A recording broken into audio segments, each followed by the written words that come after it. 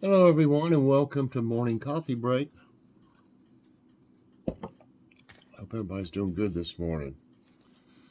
Today is Friday, February 10th. Currently, it's 47 degrees. High today will be 56. Chance of rain, 10%. 69% humidity. It's been kind of low lately. That's surprising. I mean, it's usually higher than that in the morning. Winds are at 5 miles per hour. Air quality is 57. That's moderate. And yesterday, I got some of my plants started because I grow some of them indoors, and then I grow them indoors until it's warm enough to start, putting them outside because you want to get them used to the sun. You start out with them maybe an hour or so out in the direct sun, and then you move them in, in the shade. And then, of course, if it's cold at night, you bring them back in. So it's kind of aggravating moving them back and forth, but that's just what you got to do to get them used to the sun. And, eventually then you want it to where you can just leave them out in the sun all day long. And it doesn't make them wilt or anything like that. So what I started is the ones that take the longest to get to a size that's you're able to transplant, into your garden without it being so small that it would get beat up by the weather or something. So I planted jalapeno peppers. I didn't grow any of those last year, but I'm going to grow some. These are supposed to be big enough to be able to stuff. Jalapeno peppers, banana peppers, a green bell pepper, some of them are red, and then a rainbow bell pepper. In other words, the seeds are mixed up different colors, so I don't know what I'm going to get. It's kind of a surprise. And then I planted my eggplants. I'm only growing one kind this year. I think last year I had 2 or 3 kinds, and the year before that I had like 4 kinds. So the Black Beauty, the one that you typically see in the grocery store, the big around, and they're about like this, eggplant that you see, those are Black Beauties, and they're our favorite. We like them the best, the taste of them and everything. I do like the Japanese version of them, but we just didn't seem. It seemed like we would use the black ones more often than them. The Japanese ones are kind of better for, in my opinion, instead of like for something like eggplant parmesan, they'd be better for something like stir fry or to roast, which we did. And I still have some in the freezer, hadn't used. But I just decided on one kind of eggplants this year, So, so I got all that planted. Then next, probably, I go by last year. I have it down on my calendar, so I go back to last year's calendar, and I had planted the peppers and stuff last year on February 17th, but I had it down in the first week. I had put it down in the first week. Something must have happened last year that delayed me getting those ready and started. So I went ahead and started them, and then like the first week in March, I believe it was, I started the tomatoes because they grow a little faster than the other stuff. Peppers and eggplant, little ones, from seed, they take forever to get to a acceptable size for outside, to transplant. So I just thought I'd give you a little garden progress update, I guess. Let me write that down. Garden progress update. Yeah. So it's hard to believe it's already time to plant some seeds. I haven't got my other seeds yet, but I'll get them. I think everything that's left, I got to look over it and make sure. I think everything that I haven't got yet, I can just sow outdoors. I could start green beans and cucumbers indoors, but they grow so fast out there that you just about can just plant them in the ground. So today there'll be a massive Walmart haul. I know we said we were trying to stay away from Walmart, but we did need some things from there, and we ended up buying stuff there this month. So, you know, we spent a little more than we intended to, but we got some really nice stuff, some really good things. And we needed, you know, seemed like we needed some, it's been a while back. I can't remember what all we actually went for. I know one thing was Swaggerty sausage, and there was I had a little list. I think it was, I had some Ibotta. It seemed like I had some Ibotta stuff too. Anyway, it's a big haul. What we need to do, we need to shop all the other places that are really close by first, especially grocery outlet, and then wait until we're low on money. I mean, not low, but I mean wait until we're on the low end of our budget where we've already used everything. Not everything, but, you know, to where we go there and we know we can't spend anymore. That's about the only way we can really do it and not buy, you know, stuff there. But yeah, I know I needed some pens. And I'm trying to think, it's been, you know, I'm ahead on my videos. I got several already recorded, and I just put them on private until it's the day to, you know, to upload, and then I put them on public. So yeah, definitely check it out. It's a great haul, everybody. And last night we had that, I showed it yesterday, that Butoni, I guess it's called. It's Parmesan, chicken Parmesan ravioli. And I was a little skeptical of it, you know, but it was great. It was really good. Everybody liked it. And I was right. There's enough for 2 meals in there, because they got way bigger. You know, you boil them, and they got way bigger than they looked in the thing. So yeah, enough for 2 meals. So I froze the rest of it. And I made, excuse me, I got the hiccups. Joy made a salad, and I made cheddar garlic biscuits. This time they're Pillsbury. Gosh, they're good. Hold on, let me show you all of that. Okay, so here it is. It's Pillsbury cheddar garlic biscuit mix. You just add milk. And this one, I don't think this one over here says to add, that you could add shredded cheese in it, but I do it anyway.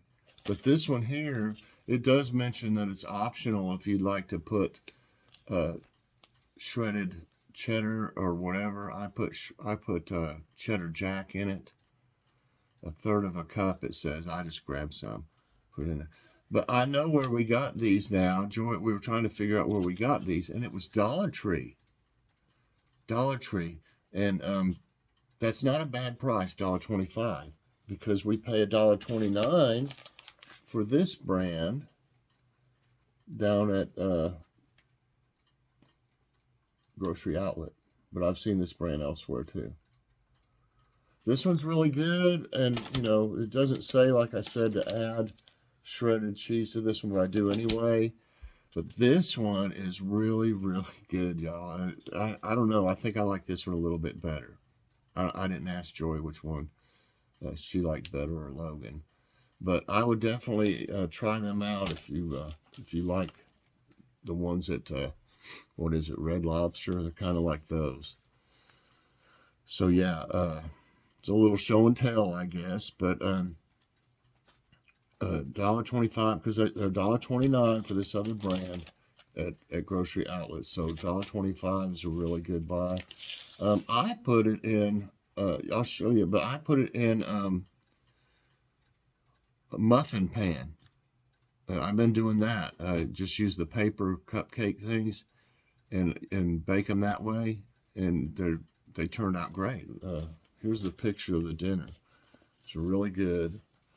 And if it looks kind of shiny, I use some of that spray butter on top. You know, you're supposed to use melted butter on top. And I thought, I've already got this liquid spray butter that's great. You know, that I can't believe it's not butter spray. So I use some of that on it. That stuff's really good.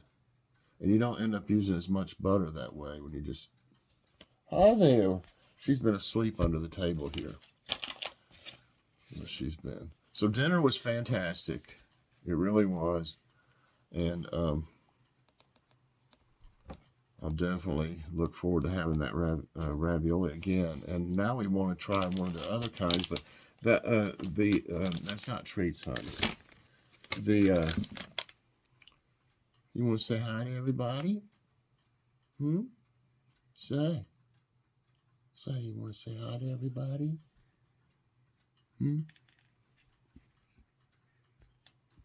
What you been doing? Just sleeping? I couldn't believe she was underneath the table. She usually wakes me up, you know, but she just now got up. No, those aren't treats, honey. Look here, kitty. Here's some food. See, right there. So yeah, that was really, really good, y'all. And I would try those biscuits. Either one they're both good. She's found her food now, finally. Okay, I'm gonna fix a good meal tonight too. I've got cube steak out, and I'm gonna fix it in the crock pot. That's the way I fix our steak and gravy. And then we're gonna have mashed potatoes. Of course, you gotta have mashed potatoes with steak and gravy. And green beans. That's just a classic meal for us. It'll be so good. I mean, talk about comfort food. It's savory. I think in my recipe, I believe I put a onion soup mix in it too, and like cream of mushroom. I think. I've done a Cook with Chef Mike video on it before, and it's in. I only have two. I've got a million playlists. Excuse me, but I've only got 2 playlists on cooking. There's a total of like 45 videos though. So check them out. And I did a lot of them with the crock pot because it's a great way to cook. Okay, let's do today's tidbits. And this was kind of, I don't know, it's kind of funny. Did you just eat a few and you're going to leave? Huh? Say, just going to eat and leave? Okay, Montereys missing Dennis the Menace statue found in lake.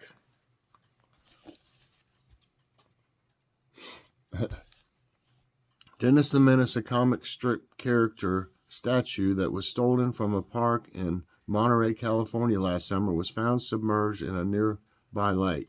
The dive team found the 3-foot-tall statue in Roberts Lake after receiving an anonymous tip about its location. The original statue was stolen in 2006, and its replacement was also stolen in 2022. Just like the big boy. Somebody stole the big boy, you know, at the Shoney's. It had one of those big boy statues or whatever. I don't think they've ever found it. Come on. Leave the statues alone.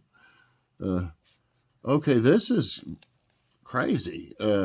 Drinks worth $17 million found in a Lake Michigan shipwreck. You know, back in the day, they probably didn't have any way. There's no way they could have brought this ship up because it was in 1854 it happened. They didn't have the technology to get that thing up off, you know.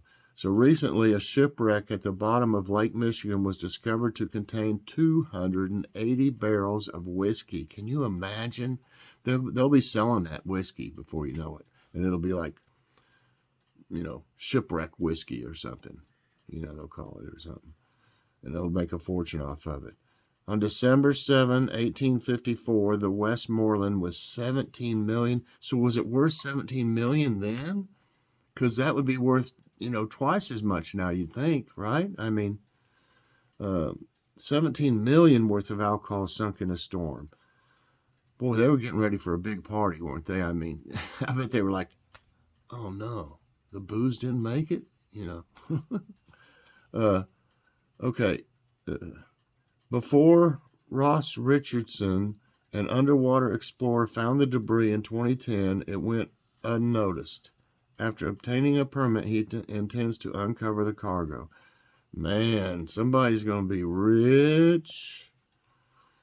That would be, I can't imagine, how they would, I would love to see how they would do that. I don't know if they would have on something like that. I don't know if they would have videos of it. They'll probably make their own videos, but I'd love to see, how they do all that. And scientists baffled after a piece of sun breaks off. What? Piece of the sun?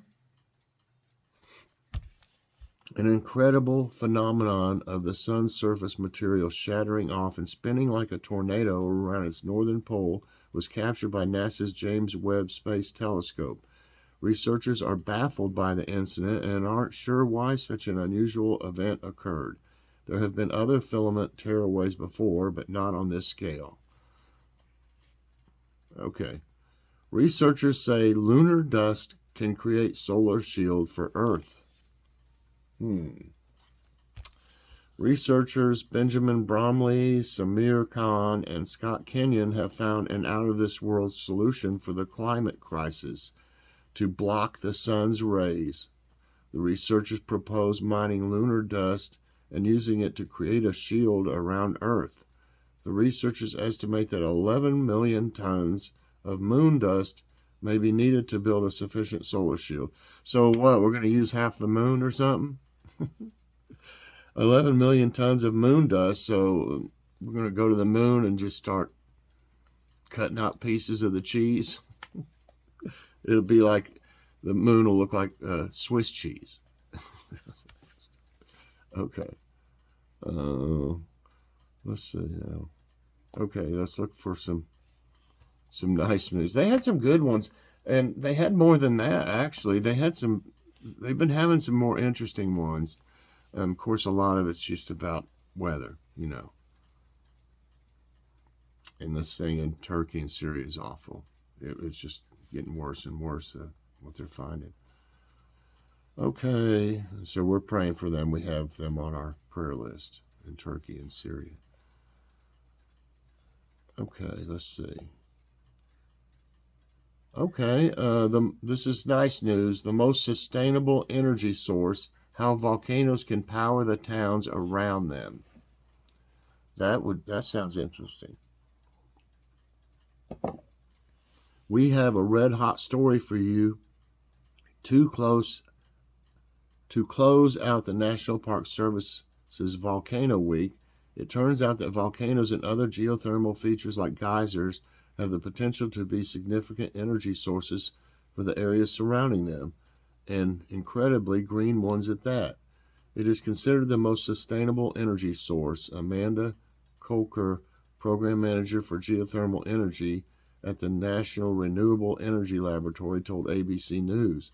It's also a relatively invisible renewable source, both figuratively and, metaphorically, because it's literally underground. Harnessing energy from volcanoes involves pushing the hot water within them to the surface, creating steam that is then funneled into a turbine to generate electricity. Once the infrastructure is set up, experts say it's a simple and inexpensive process, but the primary downfall is that the energy cannot be transported, so volcanoes can only realistically power nearby towns. Boy, it's a beautiful picture, though. Look. I wish it wasn't glare on it. I'd take a snapshot of that. That's beautiful, though. Look. Well, that's very interesting, and I hope they're able to do that.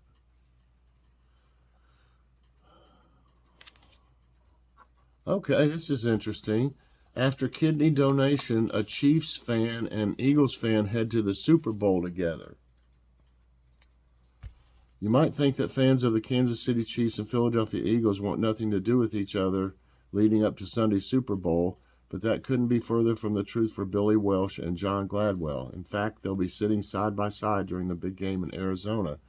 Welsh and Gladwell's story starts more than 2 decades back during their time in the Marines together. Flash forward to 2019 when Welsh shared a post on Facebook saying he needed a kidney.